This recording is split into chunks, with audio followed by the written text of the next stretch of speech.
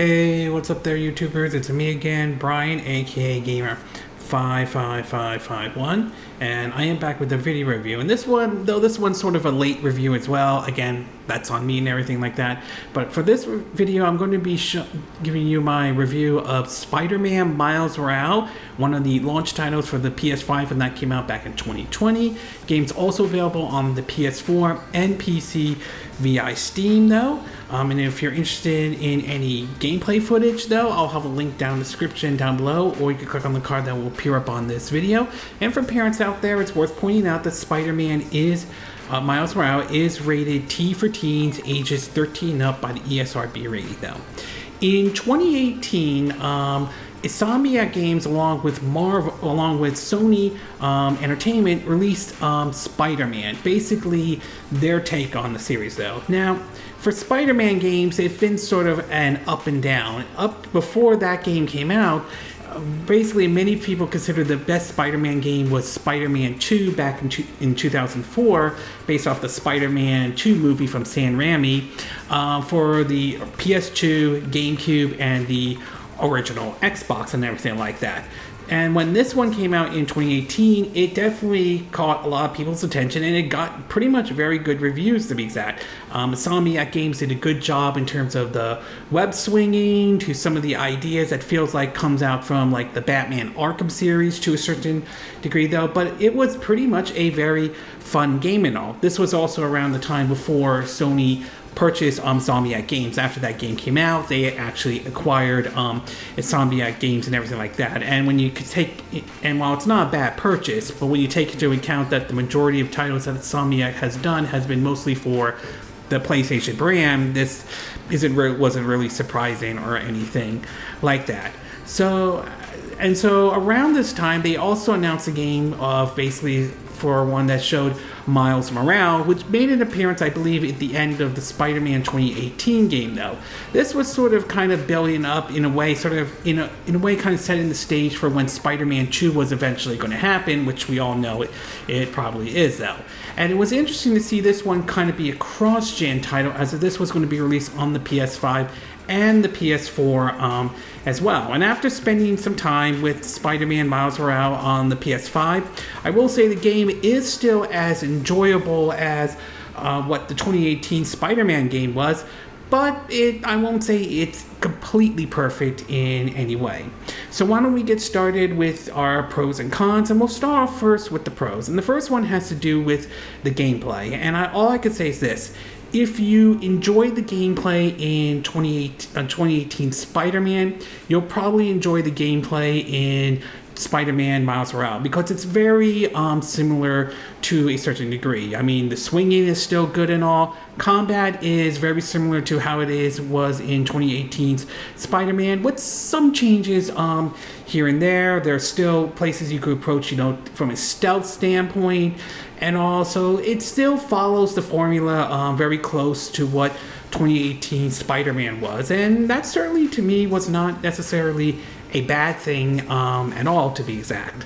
The next thing I do want to talk about is how well the game runs on the PS5. And for me, based on my time with it, it runs pretty well on the PS5, though. I mean, yes, there are different graphical options, including the choice to go with, ray tracing. I believe that is available, but in all honesty, I just choose to aim for, the 60 frames per second. That's sort of where I aim for, to be exact, anytime there is a graphical option for a game and everything like that. Yes, sometimes the visuals might take a hit and everything like that, but I'm not really losing sleep on that or anything like that. And the game runs pretty well, even at seeing Miles Morales swing across, New York City at 60 frames per second and everything like that. So performance-wise, I think it runs pretty well on the PS5, though, and I do like the fact that, as always, they offer you different graphical options. And last but not least, I do want to talk about is Miles Morales' powers that he has that are kind of interesting, though. While the gameplay stays close to the 2018 Spider-Man, though, Miles Morales' powers does add sort of an interesting take to the matter, though, as most of it is somewhat electricity and everything like that, which offers different ways to solve certain puzzles and all. There are certain puzzles that you will have to use the spider web and everything like that, but there are some that are kind of interesting with, you know, electricity and everything like that, to different gadgets and everything and all, to even the ability to him to use sort of like a camouflage for his suit that can make it very easy to sort of sneak in or take down certain enemies and all. So it adds somewhat of an interesting take to the 2018 formula, though, that's still in Spider-Man Miles Morales. And it does make me kind of curious how his character is going to play out, especially when Spider-Man 2 comes out. Granted, I am curious to see how the Venom suit will play out as well, but it's very interesting how they utilize Miles Morales, you know, powers and everything in the, you know, in the game Spider-Man Miles Morales and all. Okay, we're going to take a quick break, and when we get back, we'll get to part 2, which is the con. So we'll take a little break, and we will be right back.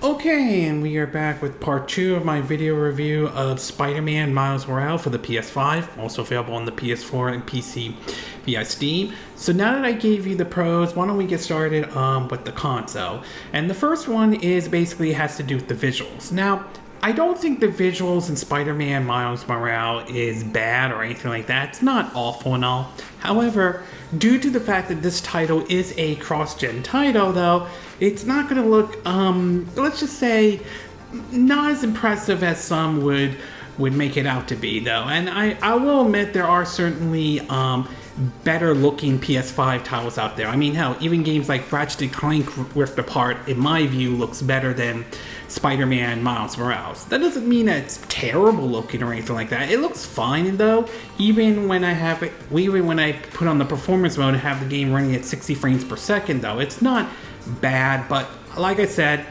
there are better looking PS5 titles out there, though. However, it is a cross-gen title, so you can kind of see some elements of, you know, it from when it was, you know how it was for the PS4 and everything like that. So yes, visuals are all right, but like I said, there are definitely better looking games out there, though. And last but not least, I do want to point out is, this is, as far as Miles Morales goes, is that as much as I enjoy the game, and I do, I can't help but feel that this one feels more just like a DLC rather than a true sequel and all. I mean, it's not a bad game or an awful game or anything like that. I mean, it still has the 2018 Spider-Man gameplay. That certainly is fine, though. And, you know, the use of Miles Morales' powers, though, are certainly interesting, though. But it doesn't feel like the sort of the true sequel compared to what Spider-Man 2, odds are probably that one's going to be like, though. To be exact, though. I mean, it just feels more, you know, like a side story or something like that, or something that could have been used as like a DLC for Spider-Man 2018 and everything like that. Again, doesn't ruin the game, but it is something worth pointing out at all. Overall, I will say I do enjoy Spider-Man Miles Morales. I think it is a good game. Maybe not reaching the same height as 2018 Spider-Man did, but still fun nevertheless, though. At its best, though, the gameplay follows very close to 2018's Spider-Man, which certainly is by no means a bad thing in any way, though. The game definitely runs well on the PS5, even when I turned on performance mode to have the game run at 60 frames per second. And I will say the use of Miles Morales' powers in the game, though, is very interesting, and I'm very curious to see how they're going to utilize that in Spider-Man 2 and all.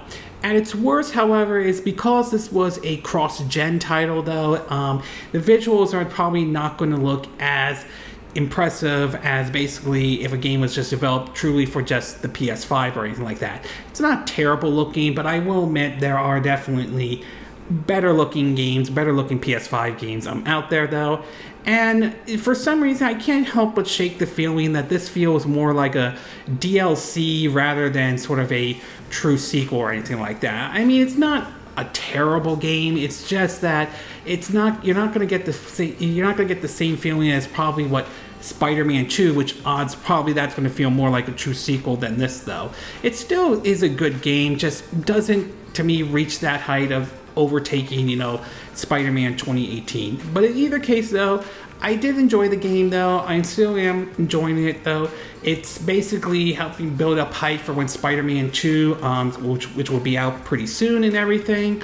And it's certainly one that it's worth taking a look at. And I'm very curious to see how Miles Morales' powers will be used in Spider-Man 2. Just like I'm very curious to see how the Venom suit's going to be used in that game, though. But in either case, if you're looking for something to keep you occupied, a Spider-Man game to keep you occupied while you wait for Spider-Man 2 and all, consider giving Miles Morales a try, though. And if you pick up the Ultimate Edition, it does come with the remastered version of Spider-Man, although that is only a downloadable code, although supposedly I think there's a physical version out for that, though. But in either case, if you like 2018 Spider-Man, you'll probably enjoy Miles Morales, especially if you're looking forward to, Spider-Man 2 and all.